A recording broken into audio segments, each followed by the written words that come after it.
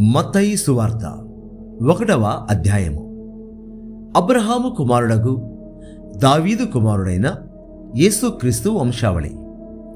అబ్రహాము ఇస్సాకును కనెను, ఇస్సాకు యాకోబును కనెను, యాకోబు యూదాను అతని అన్నదములను కనెను. యూదా తమారునందు పెరెసును జెరహును కనెను. పెరెసు ఎస్రోమును కనెను. ఎస్రోము అరామును కనెను. అరాము అమినాదాబును కనెను. అమినాదాబు నయసోనును కనెను. నయసోను సల్మానును కనెను. సల్మాను రాహాబునందు బోయజును కనెను. బోయజు రూతునందు ఓబేదును కనెను. ఓబేదు యెషయిని కనెను. యెషయి రాజైన దావీదును కనెను. ఊరియా భార్యగా నుండిన ఆమెయందు దావీదు సొలొమోనును కనెను. సొలొమోను రెహబామును కనెను. రెహబాము అబీయాను కనెను. అబీయా ఆసాను కనెను. ఆసా యెహోషాపాతును కనెను. యెహోషాపాతు యెహోరామును కనెను. యెహోరాము ఉజ్జియాను కనెను. ఉజ్జియా యోతామును కనెను. యోతాము ఆహాజును కనెను. ఆహాజు హిజ్కియాను కనెను. హిజ్కియా మనషేను కనెను. మనషే ఆమోనును కనెను. ఆమోను యోషియాను కనెను. యూదులు బబులోనుకు కొనుపోబడిన కాలములో యోషియా యెకొన్యాను అతని సహోదరులను కనెను. బబులోనుకు కొనిపోబడిన తరువాత యెకొన్యా షయల్తీయేలును కనెను. షయల్తీయేలు జెరుబ్బాబెలును కనెను. జెరుబ్బాబెలు అబీహూదును కనెను. అబీహూదు ఎల్యాకీమును కనెను. ఎల్యాకీము అజోరును కనెను. అజోరు సాదోకును కనెను. సాదోకు ఆకీమును కనెను. ఆకీము ఎలీహూదును కనెను. ఎలీహూదు ఎలియాజరును కనెను. ఎలియాజరు మత్తానును కనెను. మత్తాను యాకోబును కనెను. యాకోబు మరియ భర్త అయిన యోసేపును కనెను. ఆమెయందు క్రీస్తు అనబడిన యేసు పుట్టెను. ఇట్లు అబ్రహాము మొదలుకొని దావీదు వరకు తరములన్నీ 14 తరములు.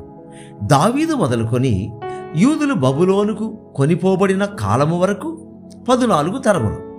బబులోనుకు కొనిపోబడినది మొదలుకొని క్రీస్తు వరకు 14 తరములు. యేసు క్రీస్తు జనన విధమెట్లనగా ఆయన తల్లి అయిన మరియ యోసేపునకు ప్రదానము చేయబడిన తరువాత వారు ఏకము కాక మునుపు ఆమె పరిశుద్ధాత్మ వలన గర్భవతిగా ఉండెను. ఆమె భర్త అయిన యోసేపు నీతిమంతుడై ఉండి ఆమెను అవమానపరచునొలక రహస్యముగా ఆమెను విడనాడ ఉద్దేశించెను. అతడు ఈ సంగతులను గూర్చి ఆలోచించుకొనుచుండగా ఇదిగో ప్రభుదూత స్వప్నమందు అతనికి ప్రత్యక్షమై, దావీదు కుమారుడైన యోసేపు, నీ భార్య అయిన మరియను చేర్చుకొనుటకు భయపడకము. ఆమె గర్భము ధరించినది పరిశుద్ధాత్మ వలన కలిగినది. ఆమె యొక్క కుమారుని కనును. తన ప్రజలను వారి పాపముల నుండి ఆయనే రక్షించును గనుక ఆయనకు యేసు అను పేరు పెట్టుదువనెను. ఇదిగో కన్నిక గర్భవతి అయి కుమారుని కనును. ఆయనకు ఇమ్మానుయేలును పేరు పెట్టుదురు అని ప్రభు తన ప్రవక్త ద్వారా పలికిన మాట నెరవేరునట్లు ఇదంతయు జరిగెను. ఇమ్మానుయేలును పేరునకు భాషాంతరమున దేవుడు మనకు తోడని అర్థము. యోసేపు నిద్ర మేలుకొని ప్రభుదూత తనకు ఆజ్ఞాపించిన ప్రకారము చేసి తన భార్యను చేర్చుకొని ఆమె కుమారుని కనువరకు ఆమెను ఎరుగకుండెను. అతడు ఆ కుమారునికి యేసు అను పేరు పెట్టెను. మత్తయి సువార్త 2వ అధ్యాయము. రాజైన హేరోదు దినములయందు యూదయ దేశపు బెత్లెహేములో యేసు పుట్టిన పిమ్మట ఇదిగో తూర్పు దేశపు జ్ఞానులు యెరూషలేమునకు వచ్చి, యూదుల రాజుగా పుట్టినవాడెక్కడ నున్నాడు? తూర్పు దిక్కున మేము ఆయన నక్షత్రము చూచి ఆయనను పూజింపవచ్చితమని చెప్పిరి. హేరోదు రాజు ఈ సంగతి విన్నప్పుడు అతడును అతనితో కూడా యెరూషలేము వారందరూ కలవరపడిరి. కాబట్టి రాజు ప్రధాన యాజకులను, ప్రజలలో నుండి శాస్త్రులను అందరినీ సమకూర్చి క్రీస్తు ఎక్కడ పుట్టునని వారిని అడిగాను. అందుకు వారు, యూదయ బెత్లెహేములోనే. ఏలయనగా, యూదయ దేశపు బెత్లెహేమా, నీవు యూదా ప్రధానులలో ఎంత మాత్రమును అల్పమైన దానవు కావు. ఇశ్రాయేలును, నా ప్రజలను పరిపాలించు అధిపతి నీలో నుండి వచ్చును అని ప్రవక్త ద్వారా వ్రాయబడి ఉన్నదనిది. అంతట హేరోదు ఆ జ్ఞానులను రహస్యముగా పిలిపించి ఆ నక్షత్రము కనబడిన కాలము వారి చేత పరిష్కారముగా తెలుసుకొని, మీరు వెళ్ళి ఆ శిశువు విషయమై జాగ్రత్తగా విచారించి తెలుసుకొనగానే నేనును వచ్చి ఆయనను పూజించినట్లు నాకు వర్తమానము తెండని చెప్పి వారిని బెత్లెహేమునకు పంపెను. వారు రాజు మాట విని బయలుదేరిపోవచుండగా, ఇదిగో తూర్పు దేశమున వారు చూచిన నక్షత్రము ఆ శిశువు ఉండిన చోటికి మీదుగా వచ్చి నిలుచు వరకు వారికి ముందుగా నడిచెను. వారు ఆ నక్షత్రమును చూచి అత్యానంద భరితులై ఇంటిలోనికి వచ్చి తల్లి అయిన మరియను, ఆ శిశువును చూచి సాగిలపడి ఆయనను పూజించి తమ పెట్టెలు విప్పి బంగారమును, సాంబ్రాణిని, బోళమును కానుకలుగా ఆయనకు సమర్పించరు. తర్వాత హేరోదు నొద్దకు వెళ్ళవద్దని స్వప్నమందు దేవుని చేత బోధింపబడిన వారై వారు మరొక మార్గమున తమ దేశమునకు తిరిగి వెళ్ళిరి. వారు వెళ్ళిన తరువాత ఇదిగో ప్రభుదూత స్వప్నమందు యోసేపునకు ప్రత్యక్షమై, హేరోదు ఆ శిశువును సంహరింపవలెనని ఆయనను వెతకబోచున్నాడు గనుక నీవు లేచి ఆ శిశువును ఆయన తల్లిని వెంటబెట్టుకొని ఐగుప్తునకు పారిపోయి నేను నీతో తెలియజెప్పు వరకు అక్కడనే యుండుమని అతనితో చెప్పాను. అప్పుడతడు లేచి రాత్రివేళ శిశువును తల్లిని తోడుకొని ఐగుప్తునకు వెళ్ళి, ఐగుప్తులో నుండి నా కుమారుని పిలిచి తిని అని ప్రవక్త ద్వారా ప్రభు సెలవిచ్చిన మాట నెరవేర్చబడినట్లు హేరోదు మరణము వరకు అక్కడ నుండెను. ఆ జ్ఞానులు తన్ను అపహసించిరని హేరోదు గ్రహించి బహు ఆగ్రహము తెచ్చుకొని తాను జ్ఞానుల వలన వివరముగా తెలుసుకొనిన కాలమును బట్టి బెత్లెహేములోను దాని సకల ప్రాంతములలోను 2 సంవత్సరములు మొదలుకొని తక్కువ వయస్సు గల మగ పిల్లలనందరినీ వధించెను. అందువలన రామాలో అంగలార్పు వినబడెను, ఏడ్పును మహారోదన ధ్వనియు కలిగెను. రాహేలు తన పిల్లల విషయమై ఏడ్చుచు వారు లేనందున ఓదార్పు పొందనలక యుండెను అని ప్రవక్త అయిన ఇర్మియా ద్వారా చెప్పబడిన వాక్యము నెరవేరెను. హేరోదు చనిపోయిన తర్వాత ఇదిగో ప్రభుదూత ఐగుప్తులో యోసేపునకు స్వప్నమందు ప్రత్యక్షమై, నీవు లేచి శిశువును తల్లిని తోడుకొని ఇశ్రాయేలు దేశమునకు వెళ్ళుము. శిశువు ప్రాణము తీయజూచు చుండిన వారు చనిపోయిరని చెప్పాను. అప్పుడతడు లేచి శిశువును తల్లిని తోడుకొని ఇశ్రాయేలు దేశమునకు వచ్చెను. అయితే అర్కేలాయు తన తండ్రి అయిన హేరోదునకు ప్రతిగా యూదయ దేశము ఏలుచున్నాడని విని అక్కడికి వెరచి స్వప్నమందు దేవుని చేత బోధింపబడిన వాడై గలిలయ ప్రాంతములకు వెళ్ళి నజరేతను ఊరికి వచ్చి అక్కడ కాపురముండెను. ఆయన నజరేయుడనబడునని ప్రవక్తలు చెప్పిన మాట నెరవేరునట్లు ఈలాగు జరిగెను. మత్తయి సువార్త 3వ అధ్యాయము. ఆ దినములయందు బాప్తిస్మిచ్చు యోహాను వచ్చి, పరలోక రాజ్యము సమీపించి ఉన్నది, మారు మనసు పొందుడని యూదయ అరణ్యములో ప్రకటించుచుండెను. ప్రభు మార్గము సిద్ధపరచుడి, ఆయన త్రోవలు సరాళము చేయడని అరణ్యములో కేకవేయునొకని శబ్దము అని ప్రవక్త అయిన యెషయా ద్వారా చెప్పబడిన వాడితాడే. ఈ యోహాను ఒంటె రోమముల వస్త్రమును మొల చుట్టూ తోలు దట్టియు ధరించుకొని వాడు, మిడతలను అడవి తేనెయు అతనికి ఆహారము. ఆ సమయమున యెరూషలేము వారును యూదయ వారందరూ యొర్దాను నదీ ప్రాంతముల వారందరూ అతని యొద్దకు వచ్చి తమ పాపములు ఒప్పుకొనుచు యొర్దాను నదిలో అతని చేత బాప్తిజము పొందుచుండిరి. అతడు పరిసయ్యులలోను సద్దూకైలలోను అనేకులు బాప్తిస్మము పొందవచ్చుట చూచి, సర్ప సంతానమా, రాబో ఉగ్రతను తప్పించుకొనుటకు మీకు బుద్ధి చెప్పినవాడెవడు? మారు మనసుకు తగిన ఫలము ఫలించుడి. అబ్రహామాకు తండ్రి అని మీలో మీరు చెప్పుకొన తలంచవద్దు. దేవుడు ఈ రాళ్ల వలన అబ్రహామునకు పిల్లలను పుట్టింపగలడని మీతో చెప్పుచున్నాను. ఇప్పుడే గొడ్డలి చెట్ల వేరున ఉంచబడి ఉన్నది గనుక మంచి ఫలము ఫలింపని ప్రతి చెట్టును నరకబడి అగ్నిలో వేయబడను.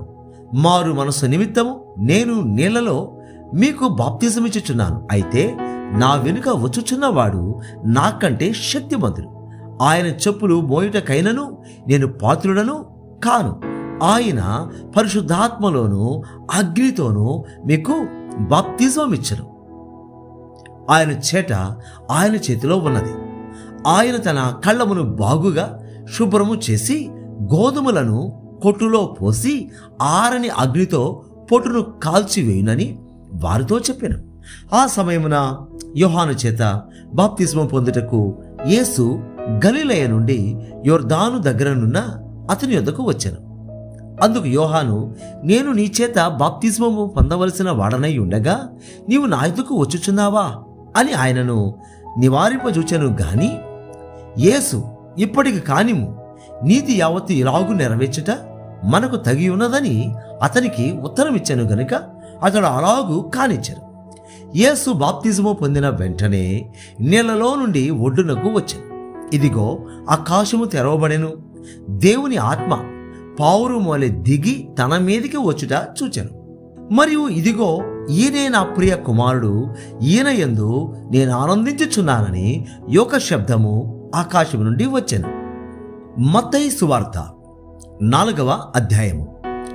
అప్పుడు యేసు అపవాది చేత శోధింపబడుటకు ఆత్మ వలన అరణ్యమునకు కొనిపోబడెను.